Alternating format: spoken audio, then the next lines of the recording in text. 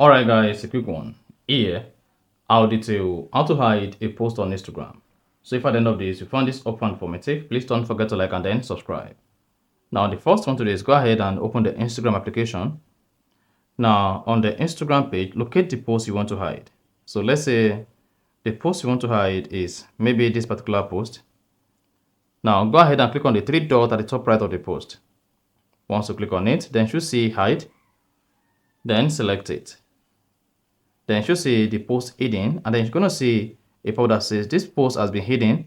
You will see posts like this lower in your feed.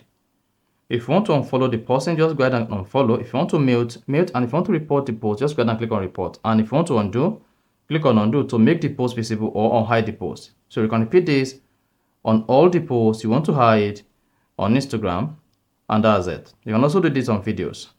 So it doesn't count whether you want to hide or unhide video post on your Instagram account, and that's it.